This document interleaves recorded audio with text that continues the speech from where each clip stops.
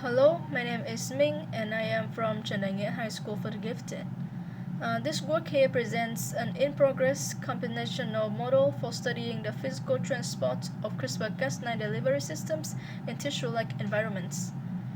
Although CRISPR-Cas9 based therapies are advancing toward clinical applications, most available experimental data are from either ex-vivo or in-vitro systems.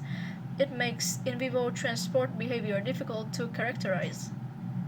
So the extracellular matrix, or the ECM, presents a complex physical barrier composed of dense and anisotropic fiber networks, which can strongly influence nanoparticle transport. In this work, the initial model is simplified, and the focus is placed on isolating physical transport mechanisms. This reduction in complexity allows the governing physical principles to be verified independently, reduces parameter uncertainty, and provides a stable foundation for subsequent biological extensions.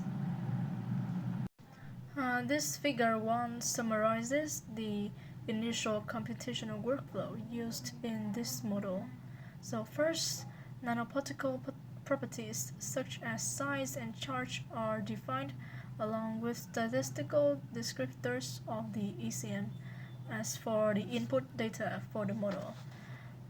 So the synthetic decellularized ECM is constructed using anisotropic random field models and a von Mises on orientation distribution to represent fiber density and alignment. Next, diffusion physics are implemented using the lattice-Boltzmann method with diffusion coefficients estimated via the Stokes-Einstein relation, which is appropriate for modeling Brownian transport of nanoparticle scale. And nanoparticles are simulated as agents within the PhysiCell framework, and the transport matrix are extracted for analysis as well as the visualization. And so at this stage, the emphasis is on the verification of the model. In figure number 3, the von Mises distribution is used to impose a controlled degree of fiber alignment in the decellularized ECM, allowing anisotropic transport to be tested without introducing cellular or biochemical complexity and interactions. Figure number 4 illustrates free diffusion is verified by comparing simulated mean square displacement, or MSD, with theoretical predictions, confirming correct numerical implementation. Figure number 5, the influence of ECM density on transport is then examined, with reduced effective diffusivity observed at higher densities, consistent with qualitative trends reported in nanoparticle and ECM transport studies. And in addition, figure number 2, verification of the ECM orientation field and representative particle trajectories demonstrates anisotropic transport in aligned environments. So right now, a key ongoing challenge is the definition of the composite CRISPR-Cas9 and its lipid-nanoparticle-based delivery agent. So while lipid nanoparticles can be reasonably approximated using established diffusion models, the inclusion of CRISPR-Cas9 introduces additional complexity, such as increase in effective sizes, altered surface charges, and heterogeneous molecular composition.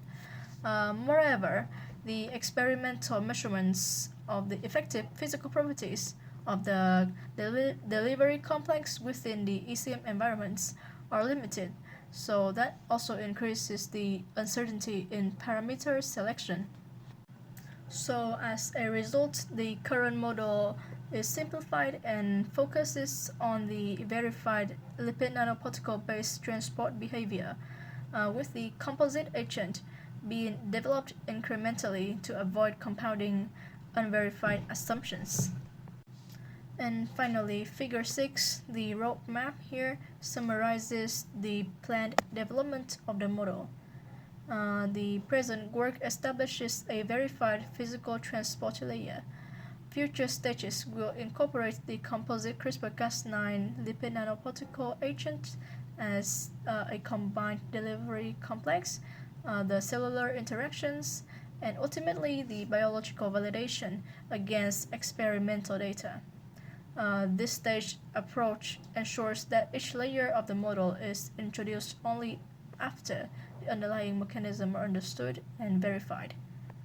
And in summary, this work here presents a verification stage computational framework for studying the lipid nanoparticle-based delivery for CRISPR-Cas9 in the ECM environments, serving as a foundation for future in vivo CRISPR-Cas9 delivery study and modeling.